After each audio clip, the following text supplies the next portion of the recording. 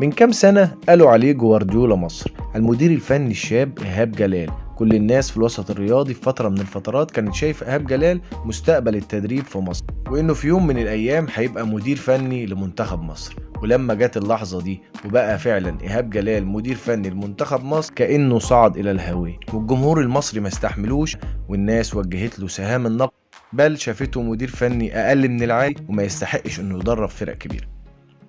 12 ابريل تاريخ مش هينساه ايهاب جلال.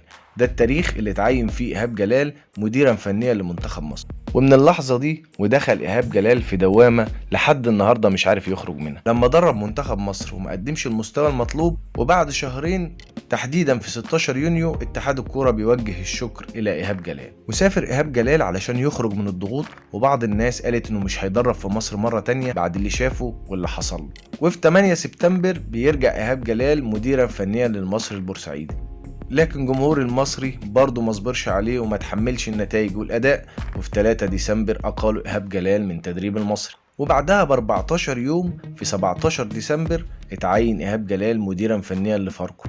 وتوقع البعض ان ايهاب جلال هينجح مع فاركو لانه نادي شركات ومفيش ضغط جمهوري زي اللي كان موجود في منتخب مصر او في نادي المصري، وانه ايهاب جلال هيلعب باريحيه، وانه بيقدم المطلوب في انديه ملهاش جماهير وانديه شركات.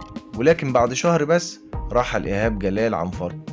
لما تشوف التاريخ التدريبي لايهاب جلال خلال اخر 3 مواسم بس، هتلاقي ان هو خاض 6 تجارب، من ضمنهم القياده الفنيه للمنتخب الوطني الاول اللي لعب معاهم 3 مباريات فقط مع كوريا الجنوبية وأثيوبيا وغينيا.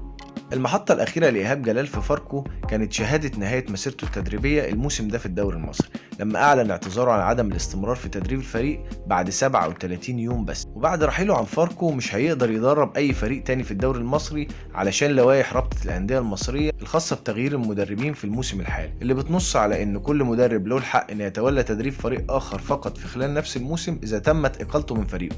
لكن إذا قرر المدرب الاستقالة من ناديه لن يستطيع تدريب فريق آخر في نفس الموسم.